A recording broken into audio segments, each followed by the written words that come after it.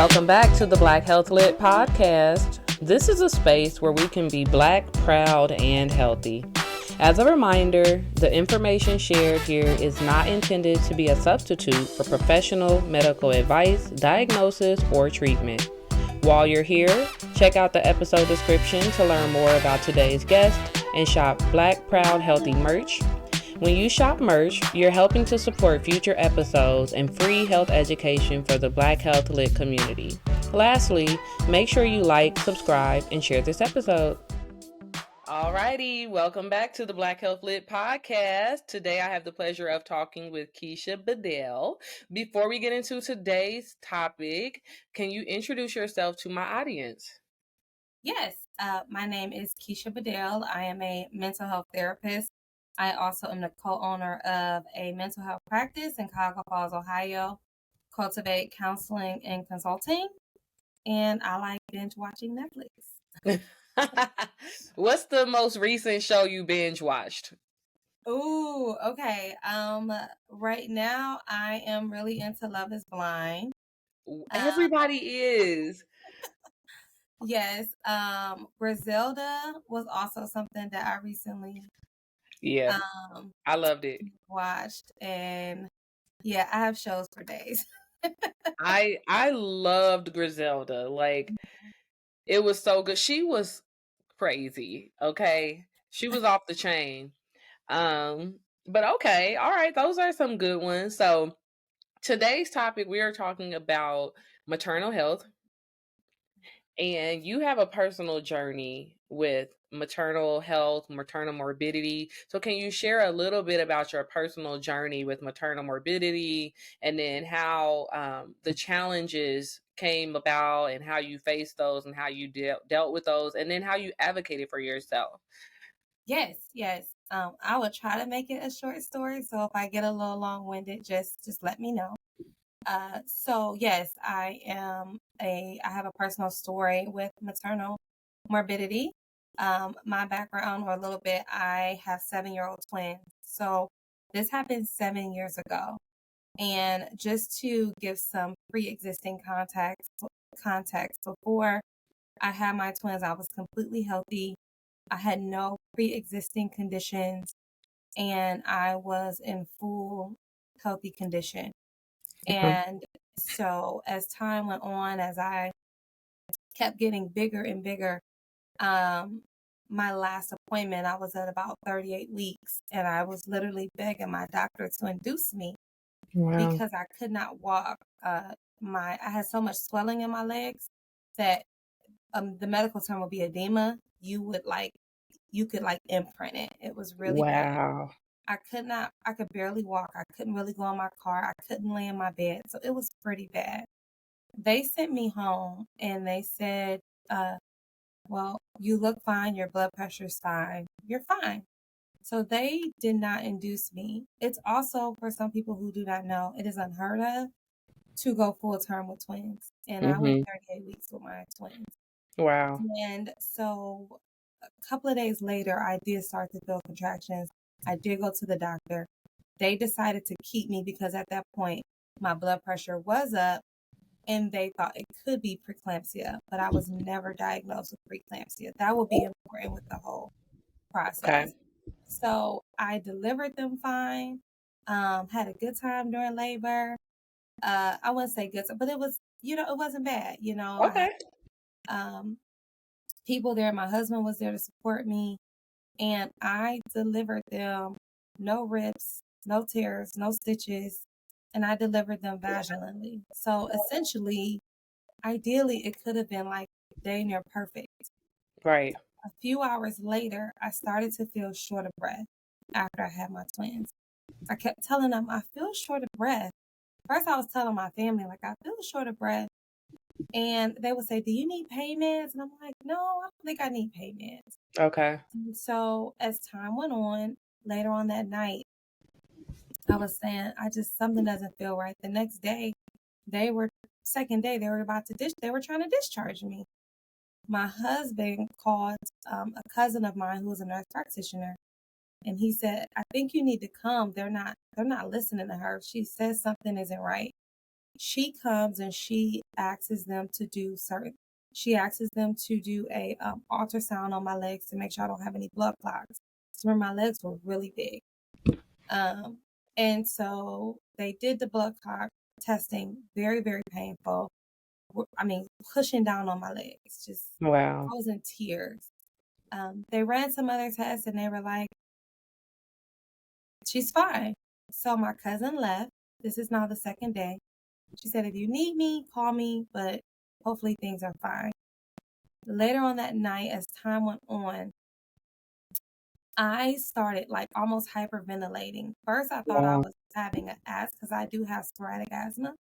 I thought I was having an asthma attack, but as time went on, I think I thought I was having a panic attack because I felt like every time they switch shift, I'm telling doctors I don't feel fine. I Right. can't breathe. And if you can imagine, it's almost like dramatic. Like I'm Yeah. like, and I'm doing this for hours at this point. For Wow. hours. They're trying to calm me down. Nobody knows what's happening. So at this point, I'm just trying to go to sleep because it's been hours and I don't know what's wrong with me.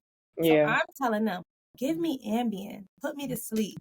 Give me a I think I even said give me an allergy pill because I know allergy pills help me go to sleep.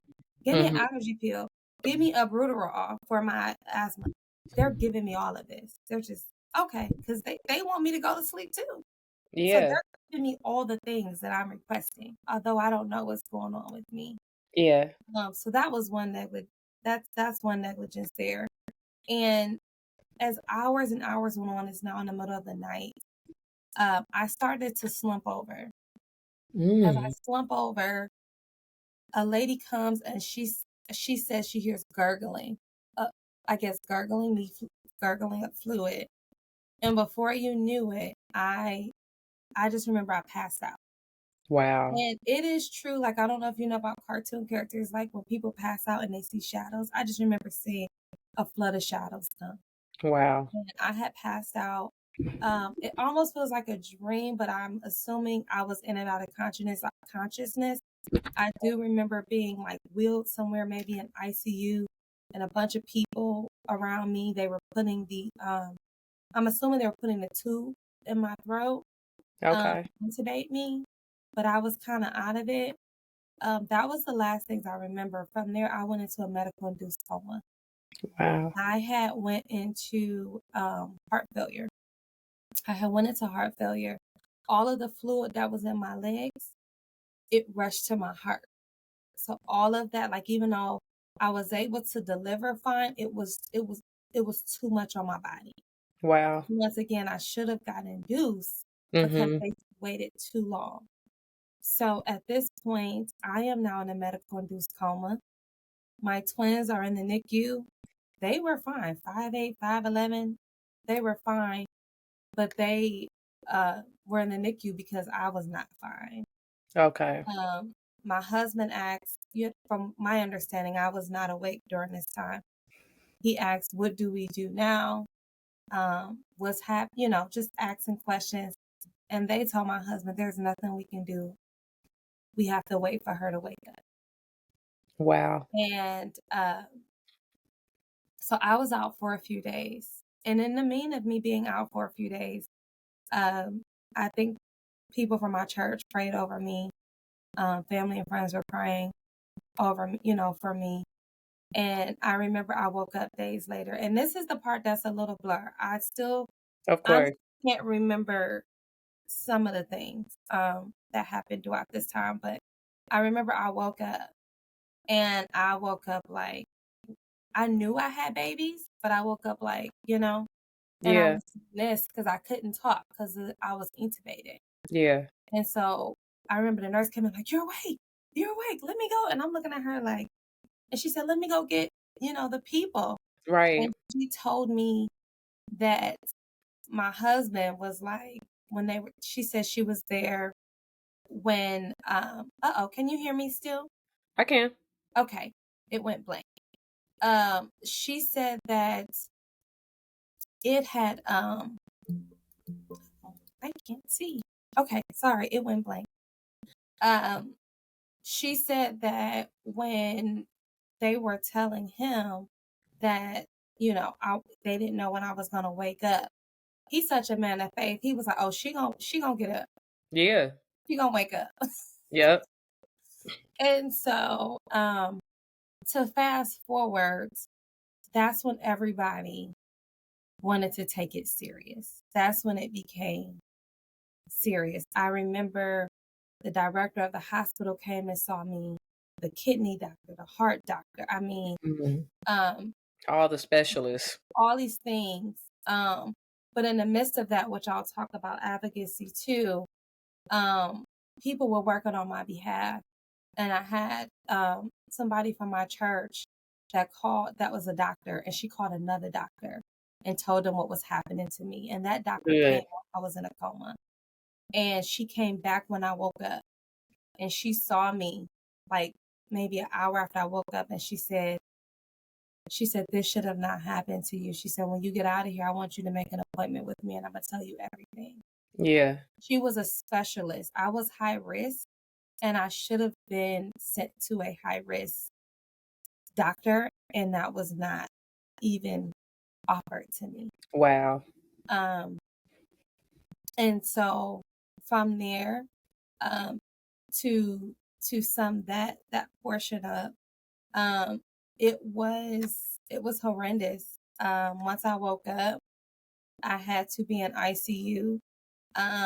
Because you be in I was in a hospital for so many days. I caught something called C. diff. I don't know if you've ever heard of that. It is I have. extremely painful. A Mhm. lot of people think it's just you're using the restroom, but it's extremely painful. It's like an infection or something. So I caught that as well. Mhm. I went from 250 pounds. Well, my regular weight before was like 150 before kids. Okay. I was 250 with labor. Um, by the time I walked out of there, I was 130 pounds. They had Wow. to use excessive Lasix. Lasix is what drains fluid. They had to use excessive amount of Lasix to drain the fluid out of me because that's how much fluid I had over my heart, on my legs, over my body. So when I walked out of there, I didn't even recognize who I was. Wow. Um, That's and scary. very, very scary. So they had to drain all of that out of me. Um, and so it was, I remember walking in one way and I walked out Another. something different. Yeah. And so when you ask the question about how did I advocate for myself, to answer that question for you, I would say that I was not able to advocate for myself at that time. I was not coherent enough. Right. What I would have to say is, I think sometimes the way advocacy is promoted like self, like, advocate, but at times that's not how advocacy works. It can be a collective and it can be a community. And so for me, my community advocated for me when I could not advocate for myself. So I had a church family that was in the hospital praying over me. They came after, which we can probably, talk about in a sec, but they came to my home. Mhm. My husband was advocating for me. Again, my cousin, who was a nurse practitioner, Yeah. my husband's cousin, who was in residency for a doctor, he came and started advocating. Um, and his best friend, who was also there when I was in labor, was a nurse. And Nice. so those people were advocating for me. But I do want to bring a point home because everybody does not have that. And I do think about, um, I have a son that's 18. I had my first son when I was 16. And I think about what would have happened Right. if I was 16. I didn't have that advocacy. I didn't have nurses and doctors as friends. Right. Or I think about when people were in labor during COVID and nobody could go in there with them. And I'm Yeah. sure the things were happening. And so I was blessed to have that advocacy, but um, I think the reality is at times it's not That's always true. the case. That's a good point, and I like how you share that you weren't able to advocate for yourself.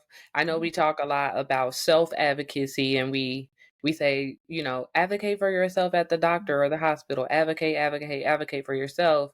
But the reality is sometimes, especially when you're incapacitated or it's just a stressful situation, you're coherent, but you need that other person who is not in the situation to look at the situation and press, hey, this person, my friend, my lover, my daughter, my cousin, my church, my congregation member needs this and they can't advocate for themselves, so I'm going to do it for them.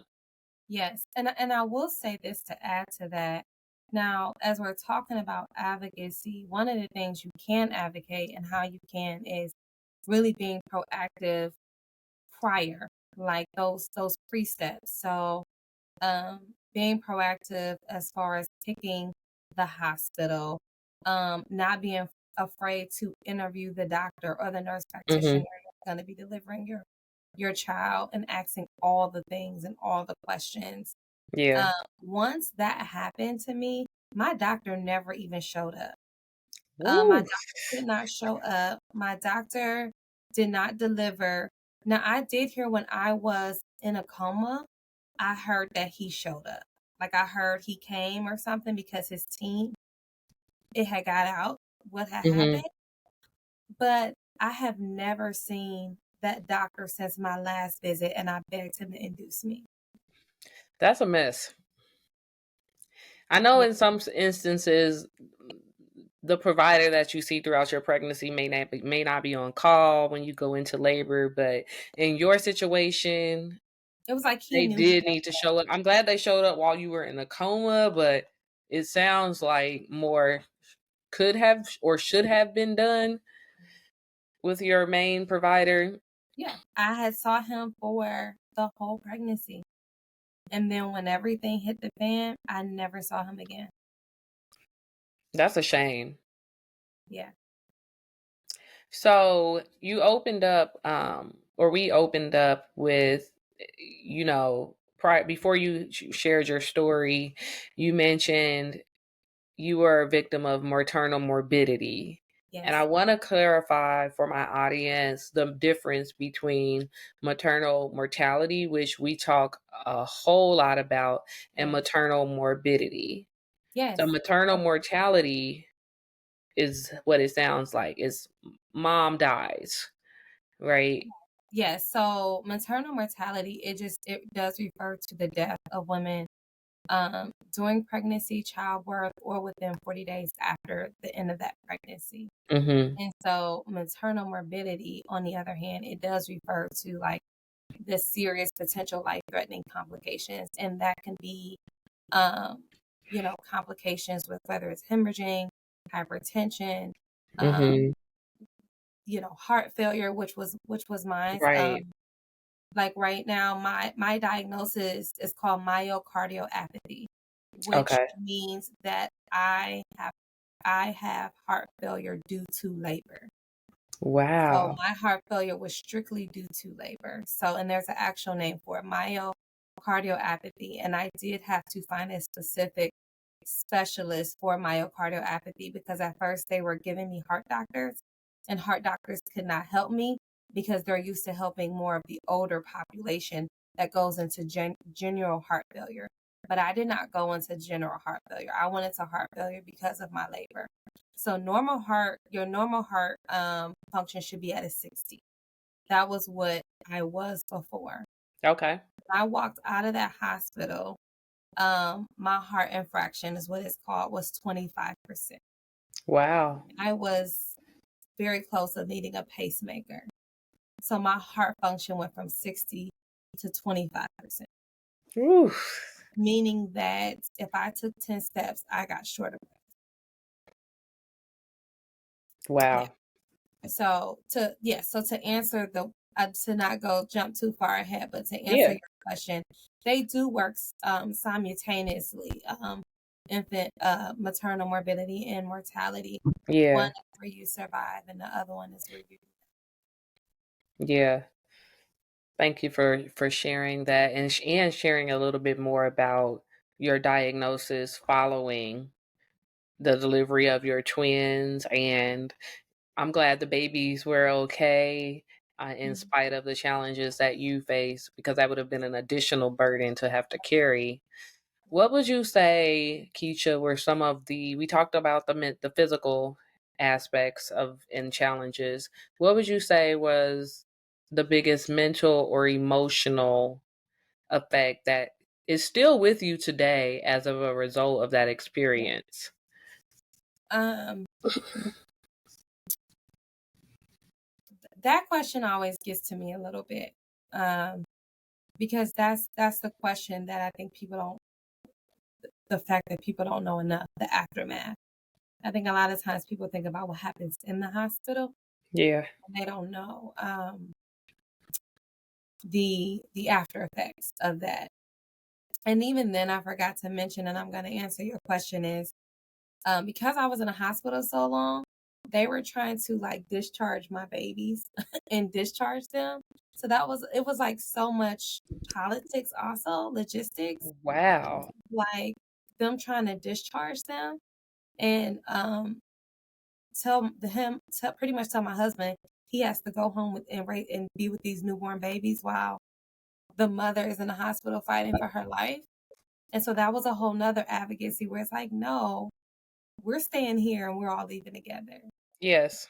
So all the things, but the uh, long lasting effects. So the reason I mentioned my heart went to a 25% because that is a huge aftermath of what happened after when it's time to go home. The Yeah. reason why I say I walked in one way and I walked out another way because when I walked home, I had a silver cane. I needed to walk with the cane, the same cane I would see my grandmother walk on. So Mhm. that was something Mhm. to That's experience. crazy.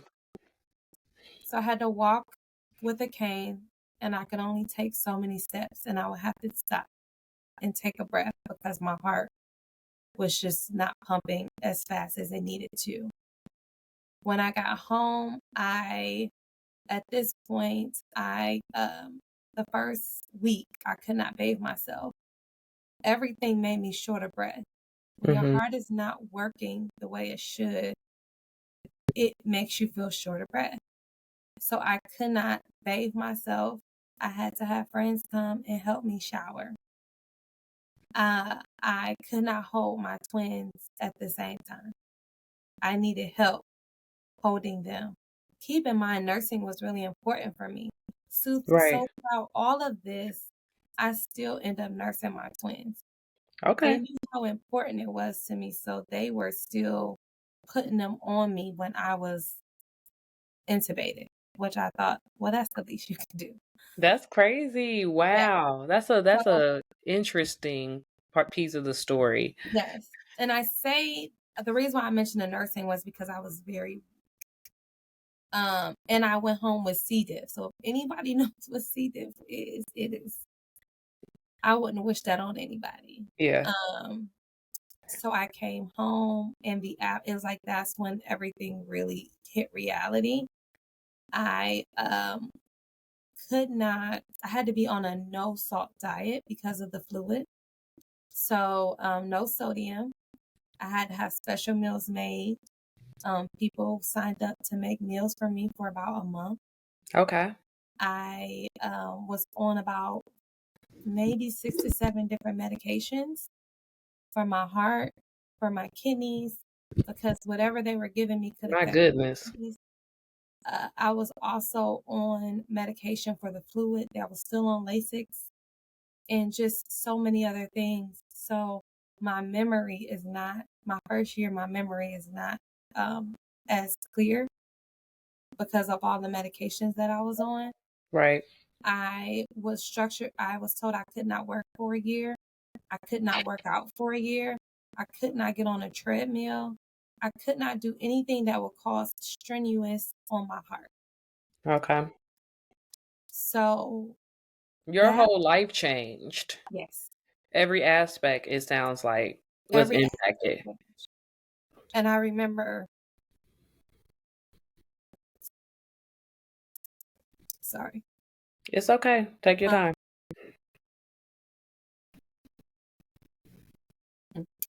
I remember when I came home and I looked in the mirror for the first time, like my whole body, Yeah. and I didn't even recognize who I was. Mm-hmm. I didn't know who that person was. I hadn't been 130 pounds since high school. Yeah. Yeah. I didn't recognize who I was. And so even as I started to feel and get better, people were like, oh my gosh, you look so good. But the only thing I could see was that I was sick. Yeah. Or I couldn't even embrace the new look because it came from me being sick. It was attached to the traumatic experience. Right. So it was like, that would be so ideal. You walk in 250 pounds, you walk out 130. It's like, hello. But Not when mine you're was, sick. yeah, it was attached to the pain, not being heard, not being just all the things. So I also struggled for the first time in my life with body image. Mm-hmm. Okay. I can understand that. I know you're a therapist, Mhm. and I know sometimes therapists have to go to therapists. Did you seek therapy? Yes. Um, it did take me some time. So, um, what made me seek out therapy, um, honestly, was probably not everything I said. So beyond all of this, I had a lot of doctor's appointments every week, every few weeks. I had to see so many specialists. Um, Yeah, some of my specialists were an hour away, and they were monitoring my heart, they were monitoring my kidneys. And so a whole new experience for me was I had very severe anxiety going to the hospitals. of course. I That was a whole new experience for me. Driving to the hospital, going into the hospital, sitting in a waiting room to be called. I remember shaking. I Of remember course. tearing up. I remember being so nervous to see the doctor because are they going to hear me? What are they going to say? What are they going to do? I became so fearful of the people who were supposed, that are there to help me. Right. Granted, every doctor that I went to after, for the most part, was good, but I started to go through like a medical trauma. Of course. And so I could not, like, at one point, I would almost freeze before going to the doctor. And I think my husband almost went to almost most of my doctor's appointments for a while. And I remember like some of the ones I went by myself, I was just get so worked up before I I even. can only imagine. I can definitely understand that. So so to go into your question, I was like, okay, I think I gotta see somebody. But even prior to seeing somebody, I think sometimes people think the immediate reaction is, oh, let me go to get therapy. That wasn't my immediate reaction. I think my immediate thing that kept me was my spirituality Okay. because it was like before therapy, it was like, Lord, help me walk into this doctor's appointment. Yeah, Like, please literally. help me. Give me the strength that only you can because I don't have it. Mm-hmm. I am nothing right now. I felt like this small and Yeah, yet this big in those spaces. So prior to therapy, I truly just leaned on spirituality because that's all I knew. That's all. It was like I could talk to people, but nobody knew what I was going through. And mm-hmm. not that they wouldn't listen, but what I went through was different, nor had I know anybody that went through what I went through, because they don't create as there's not a lot of platforms for us to talk about Mm-mm. this. I There's think not. people are more talking about it more, like I hear about it more. But there is not enough platforms for people to give their personal story. And so I would say it was months later, and I can't even tell you, it probably was 6 months plus. So if you can imagine, I was still going through a lot on my own. Of And course. what had me seek out was I had already had this therapist previously, that I had saw her previously, um, like maybe a year or two prior. And so I essentially reached back out to the therapist that I used to see. And I explained to her what I was going through. And I remember when I first started back seeing her, and I'll say like what was some of the things she did. I was like, what, like, how is this gonna work? You know? Yeah. She did a lot of mindfulness with me. And I remember where she was working at, there was a park, and we would walk that park. And the park had not really a park, but like a trail. And it was a bunch of trees, and she would do mindfulness, like, what are you seeing? What are you hearing? What are you noticing? What are you smelling? Like, Mm-hmm. just like she would just take her time with it. And I remember I used to be like, now what? You know? Right. Right. But as time went on and I went to those doctor's appointments, it was helpful because it helped me to pause and be like, okay, focus on something that will help bring it down. Focus Yeah. on that color. Focus on that sound. Like, it really helped. And of course, other things that we did as well. But I just remember I mentioned that technique because I was like, what are we doing in my Yeah. head? But it was extremely helpful. And that is what more and more I was able to walk into those hospitals and feel more comfortable. I never walked back into the hospital that I had my kids in. And I used to think when I was in Mm. therapy, I used to think that that like once I walk in there, that would be my proof of healing. Like Yeah. once I can walk in there, that would be my proof. But when I really, really started to heal, I was like, I thought of it like a bad relationship. Like, you don't go back to a bad relationship to prove that you're healed. No. And so um that hospital has little branch locations, and so I have been to their Yeah. branches of places. But as far as that specific hospital, um, I have never walked back in there since that day. I do believe 7 years later I can. I Okay. can finally see. I truly believe that I can walk back in there and be okay. But for the longest time, I didn't think I could. That's perfectly understandable. And environments, places, people, things can all trigger us. And I can definitely see how the place where you gave birth Yeah. would be a trigger for you. Thank you so much for sharing I your just testimony. I want to add one more thing just to Go kind of ahead. add to outside of the therapy, another thing that truly healed me, as much as I talk about how nerve-wracking those doctor's appointments were, my cardiologist, she was a specialist specifically in myocardiopathy in Cleveland Clinic, and Okay. she was amazing. And the reason why she helped me heal because um I had to get my heart checked. It went from every 3 months to every 6 months to every 8 months to 9 months.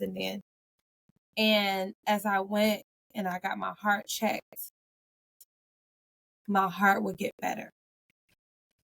And Good. so um they said I was a walking miracle because they said my heart would never be back normal. And within a year and a half, my heart went back to 60.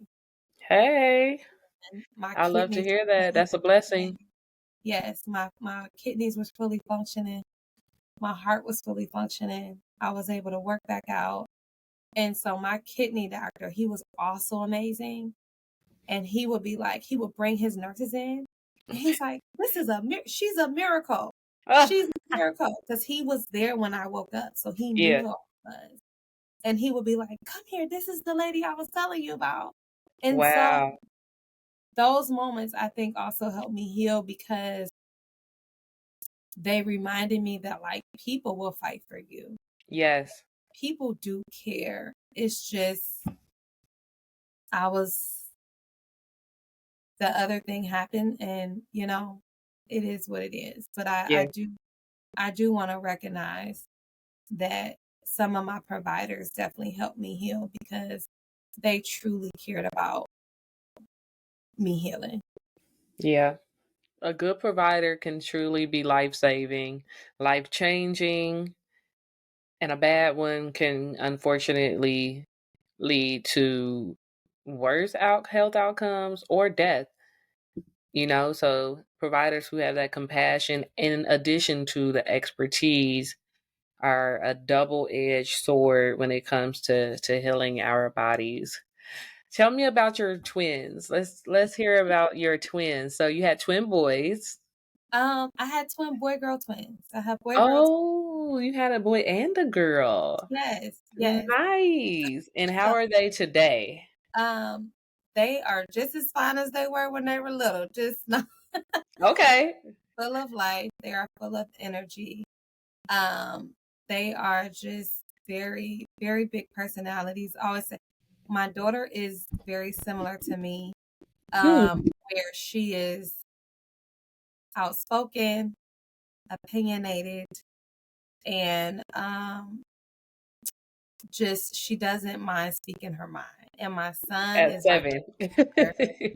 he's just laid back. He's cool. He's smooth. He's just they have the best of both of us, which is just really, really nice. That is awesome. I love to hear that.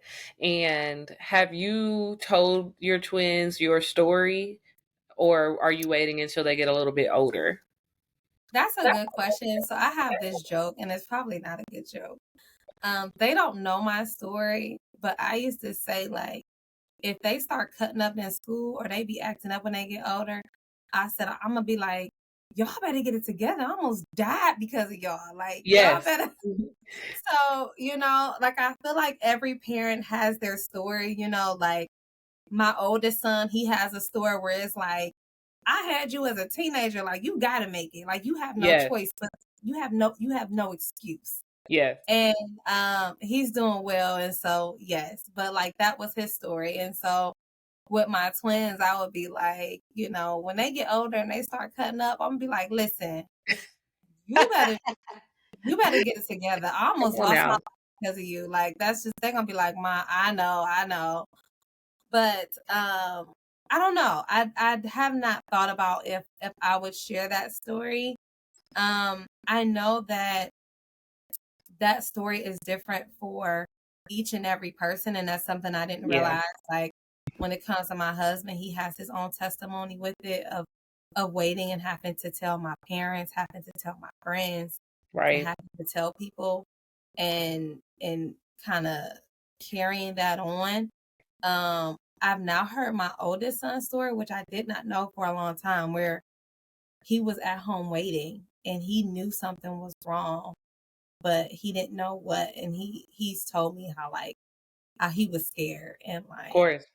how he didn't want to go to school and so different things. So uh everybody has their own, including my friends, Yeah. of what that when they finally saw me, like when I got home and they came and saw me, they broke down in tears because they were just like, oh my gosh. Yeah. So it definitely affected me, but it definitely affected the people around me as well. Yeah. It certainly does, especially when they are truly in the fight with you. Hmm. So, are you ready for some rapid fire questions? Let's see. Okay.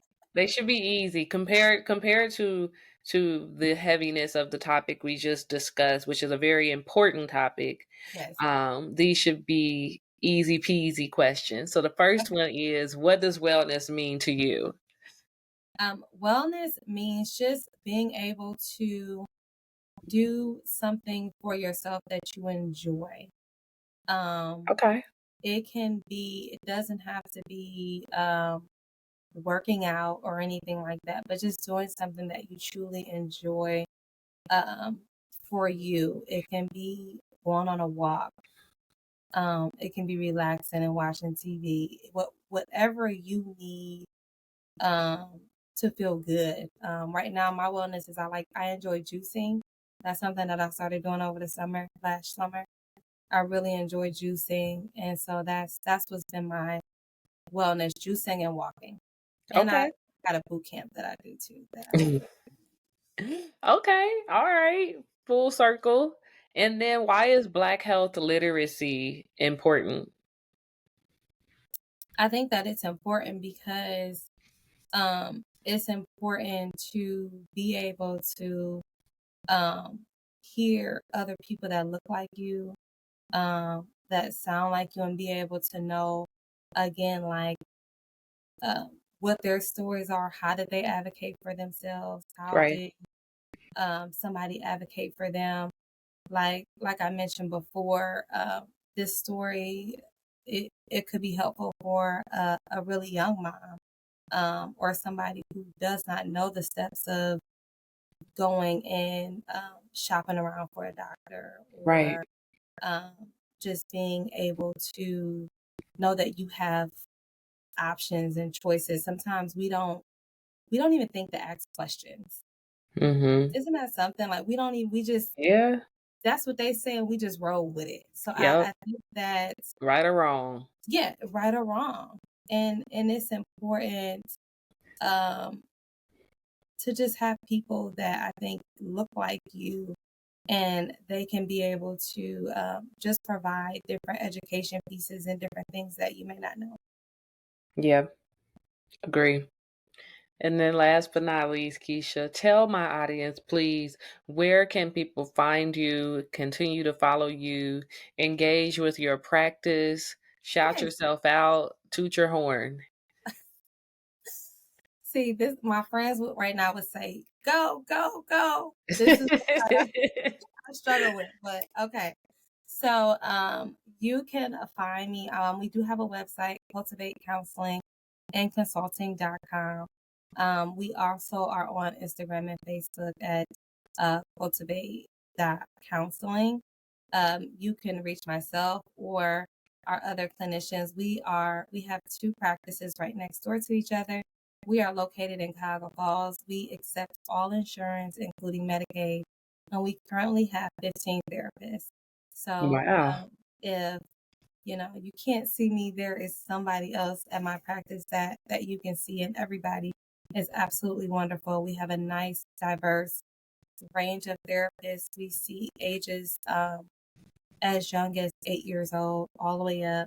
We see families, individuals, and couples, Okay. and so um, so yeah.